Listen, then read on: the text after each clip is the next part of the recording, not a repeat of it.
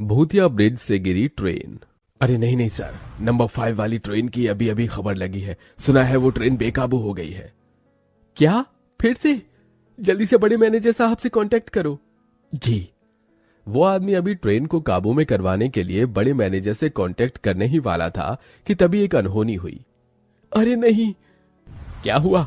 तुमने हेडफोन क्यों उतार दिए? अरे सब कुछ खत्म हो गया, ट्रेन ब्रिज से गिर गई है। क्या? एक और चलती हुई ट्रेन हिमाचल ब्रिज से गिर पड़ी।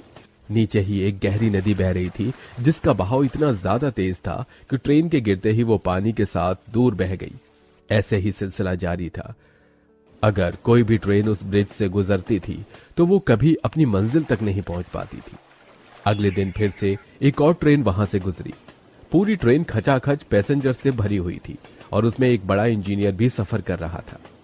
जब से मैंने ये ब्रिज बनाकर छोड़ा है तभी से इस ब्रिज पर हादसे होते हैं।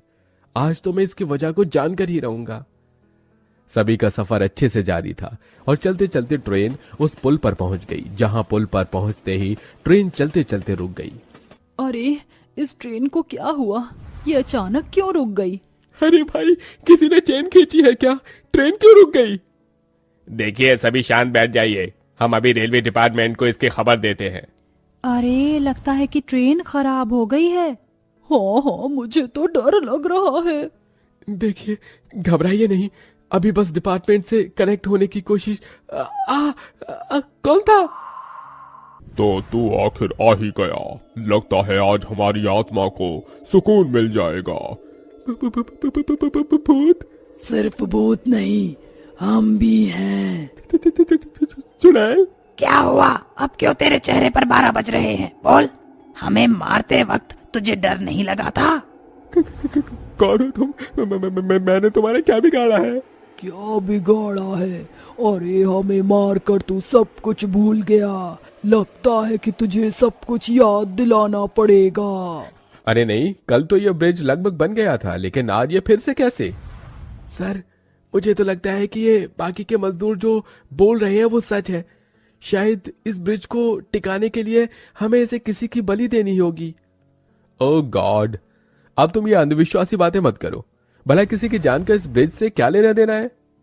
ये तो मैं नहीं जानता हूं, लेकिन इन लोगों की सुनने के बाद लगता है कि ये सभी सच बोल रहे हैं। मुझसे बेकार की बातें मत करो। जल्दी से सभी मजदूरों को बोलो कि दोबारा से इस ब्रिज पर काम शुरू किया जाए। अरे कोई फायदा नहीं है राकेश सर, लाखों का माल हमारा इस ब्रिज को बनाने में लग चुका है। मेरी बात मानिए, आप भी किसी की बलि इस नदी को चढ़ा दीजिए। हो सकता है ब्रिज खड़ा हो जाए, क्योंकि मैंने इस गांव के लोगों से ही सुना था यहाँ की करोड़ों साल पुरानी बनी हुई हाईवे सड़क भी 50 लोगों की बलि के बाद कामयाब हुई थी। तो बस बहुत हुआ।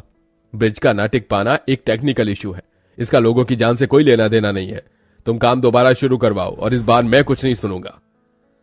राकेश ऐसे बोलता हुआ चला गया। 50 बार गिरे हुए ब्रिज को फिर से खड़ा किया गया, लेकिन कोई फायदा नहीं हुआ। अगली सुबह वो पानी के बहाव के साथ ही बह गया। अरे मैंने बोला था ना राकेश सर, मान जाइए, किसी की बात आप मानते नहीं। बलि के लिए लोगों का इंतजाम करो। क्या सच? मैंने इस बारे में एक पंडित से बात की थी। पूरे 20 लोगों की बलि चाहिए इस ब्रिज को बनाने में। 20 लोग?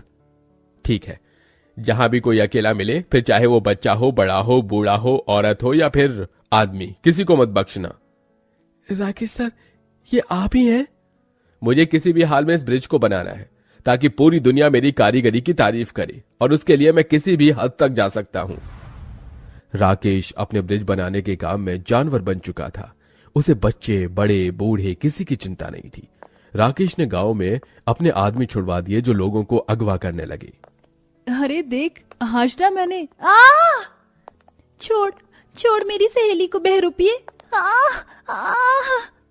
राकेश सर, 2 लड़कियां और मिली हैं। ले आओ। लोगों को उठाने की खबर पूरे गांव को लग चुकी थी। सभी अपने अपने परिवार को लेकर परेशान थे। कितने लोग इकट्ठा हो गए हैं? सर पूरे 19। बहुत अच्छे, एक और का भी जल्दी से इंतजाम करो। जी। अब सिर्फ एक इंसान का मिलना बाकी था। राकेश के छोड़े हुए एक आदमी को एक छोटा सा बच्चा मिला जो अपने कच्चे घर के बाहर पालने में लेटा हुआ था। सर, बच्चा मिल गया है। तो जल्दी लाओ। राकेश के बोलते उस आदमी ने बच्चा उठा लिया, लेकिन उस बच्चे की मां ने उसे ऐसा करते देख लिया था। अरे मेरे बच्चे को कहाँ लेकर जा रहा है? छोड़ छोड़ मेरे बच्चे को।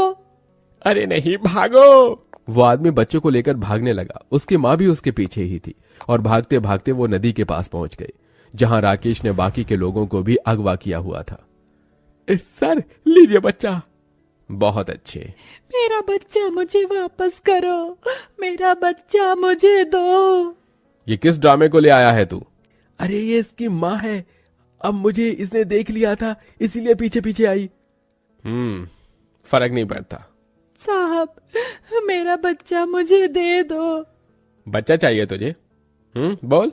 ले ले ले ले तेरा बच्चा। जय माँ काली। राकेश ने ऐसे बोलकर तेजी से बहते हुए पानी में बच्चे को फेंक दिया। नहीं बेटा। अपने बच्चे के पीछे पीछे वो औरत भी नदी में कूद गई।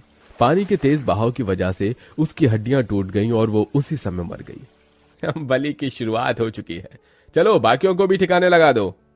हाँ।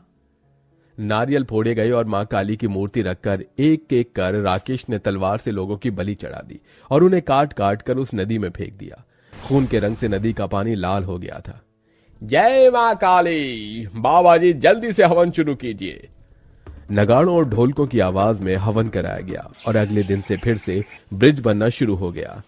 अरे कमाल है, इतना बनने पर तो ये ब्रिज हमेशा गिर जाता था, लेकिन अब देखो। अरे कहा था ना, अब ये ब्रिज नहीं गिरेगा। राकेश ने 1 महीने के अंदर ब्रिज बना दिया, जिसकी वजह से उसे काफी शोहरत मिली। लेकिन वो ब्रिज किसी काम का नहीं था, क्योंकि जब भी उसके ऊपर से कोई ट्रेन गुजरती थी तो वो वहां आकर बेकाबू या खराब हो जाती थी और उस जगह बलि चढ़ाए लोगों की आत्माएं आकर उस ट्रेन में बैठे लोगों को मौत के घाट उतार देती थी।